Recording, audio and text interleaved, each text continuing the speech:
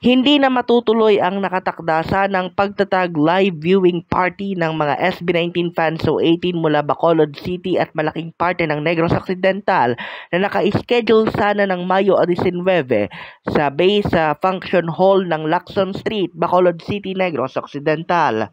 Sa abiso ng Negros 18 United na natanggap ng ating himpilan, pinasalamatan nila ang mga 18 na nagparehistro para sa okasyon at naiintindihan nila ang commitment para sa kanilang hangad na makita kahit sa pamamagitan lamang ng telon ang kanilang mga iniidolo.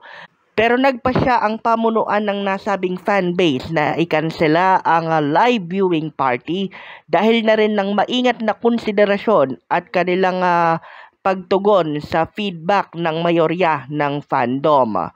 Kanila ring naiintindihan ang sentimiento ng mas malaking fanbase sa iba't ibang parte ng bansa. Kaya kahit masakit ay ito na ang pinakamagalang na desisyon na pwede nilang gawin para na rin sa ikabubuti ng pangkalahatang populasyon ng mga 18. Una rito mga kamabuhay ay nagpalabas ng official announcement ang social media platforms ng Mahalima na habang papalapit ang kanilang concert ay nagtagubilin sila sa publiko na iwasang lumahok o magsagawa ng mga tinagurian nilang unauthorized o illegal streaming events and platforms. Kaugnay naman ng preparations ng SB19 para sa pagtatag finale ay kanilang inupahan simula alas 10 kagabi hanggang pasado alas 12:45 kaninang madaling araw ang backstage pass ng messaging service na Viber at doon nila inilabas para sa kanilang mga fans, and we repeat, for fan consumption only, ang mga eksklusibong behind the scenes ng kanilang mga rehearsals at mga concert-related posters.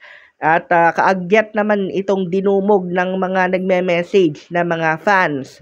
Tagubilin pa ng mga nagmatsyag sa buong 2 oras o higit pa.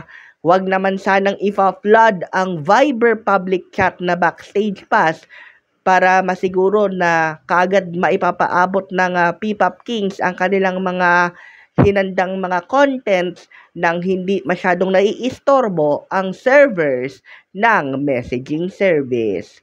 Para sa Mabuhay Radio News na walang takot at walang pinapaboran, ito ang Senbat sa Patrol number 2, Stephen Saras Peperes.